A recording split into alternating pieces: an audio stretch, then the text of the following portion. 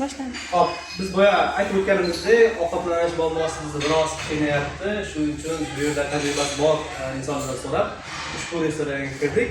Hali bu restorandagi menyular, taomlar yaxshi bo'lsa agar doimiy kelishga kiritamiz, chunki taomlar masalasi menimcha doim muhim.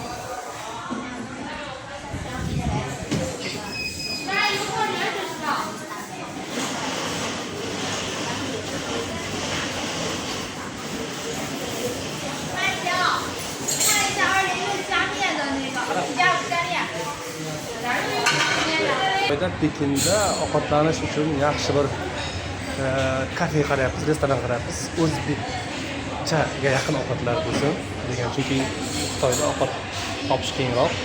Endi kimdir agar tajribasi katta bo'lsa bilishi mumkin, lekin birinchi kelgan odam uchun bu qiyin. Hozir kelgan kafemizda aynan bizga mos bo'lgan taomlar bor deyapti. Hop, ko'ringiz mumkin. Qani biz taomlarni ko'raylik, shunga qarab aytamiz qanday. Xitoy kafesiga keldik. O'zimizni milliy taomlarga yaqinroq bo'lgan taomlar topish uchun mana shu yerda tavsiya qilishdi. Nasib qilsa yaxshi ovqatlar, taomlar keladi degan umiddamiz.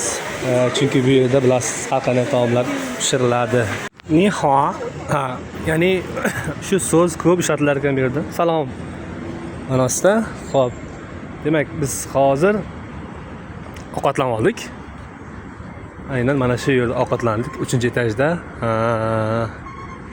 Yaxshi.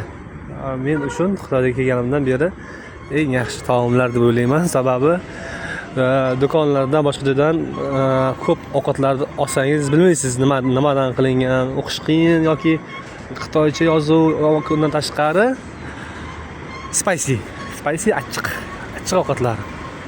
Ramyoni ham achchiq. Lekin bu yerda biz hozir o'zimizda shu Uyg'ur milliy taomlarini anaqa oldik. Topa oldik. Baron Ro'za restoran ekan. Zo'r ekan.